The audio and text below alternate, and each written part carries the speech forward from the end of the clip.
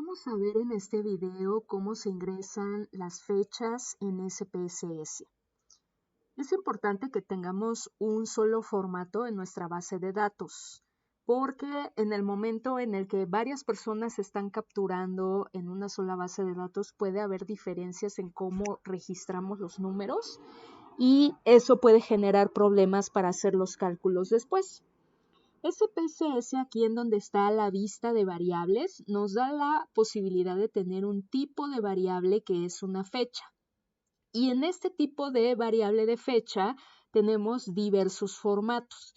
Aquí tenemos, por ejemplo, día con 2 números, mes con 3 letras y el año con 4 números. Pero pudiera ser que sean 2 números, 3 letras, 2 números, o que vayan a poner primero el mes, el día y el año, por ejemplo, si están capturando en Estados Unidos o alguien les manda una base de datos en ese formato.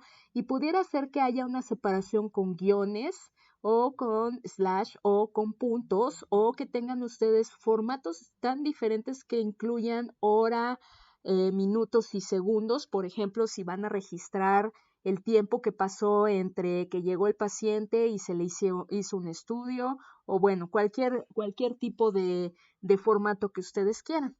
El más común, obviamente, es día, mes, año, y en este caso yo prefiero utilizar el de mes con 3 letras, porque eso nos permite que no tengamos tanta confusión. Por ejemplo, si nosotros tenemos estos otros formatos de Estados Unidos, en donde se pone mes con 2 números, día con 2 números y el año, porque nosotros capturamos normalmente día, mes, año y ellos capturan mes, día, año, y entonces si nosotros no tenemos el formato correcto, no se va a capturar bien el día y el mes.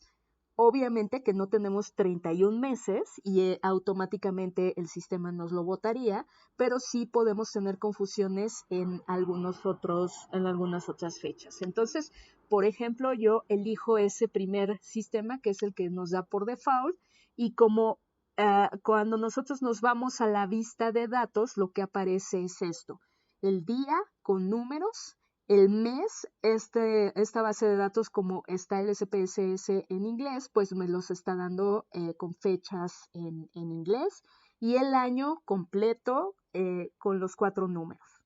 Entonces, ¿qué va a suceder, por ejemplo, si yo capturo el día 5 de mayo del 2020?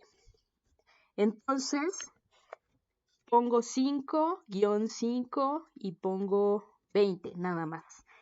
Va a aparecer automáticamente ese formato que yo le estoy dando a la computadora. Sí puedo poner también entonces el registro completo, como está 5 de mayo del 2020, y va a dejarlo exactamente igual. ¿Cuál va a ser el problema? Va a ser el problema, entonces les decía yo, si estamos capturando al revés. Si yo estoy capturando primero el mes y luego el día. Entonces, si yo tuviera el mes 12, el día 31 del 2020, lo que va a suceder cuando le demos Enter es que me va a borrar ese número, porque no es correcto para una fecha en el formato que le dimos al SPSS.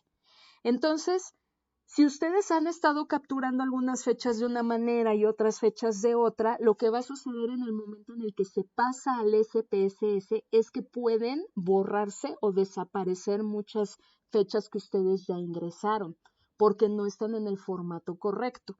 Por eso es que es importante que se tenga de manera uniforme desde la base fuente.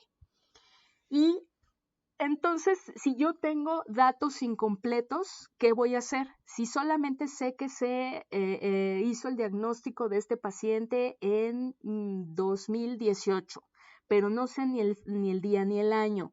Entonces, por convención, se pone una fecha para registrar todos esos casos en donde nada más tenemos el año.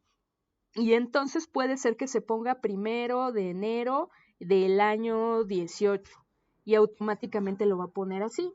También hay algunos investigadores que optan por poner una fecha a mediados de año, el 30 de junio del 2018, ¿no?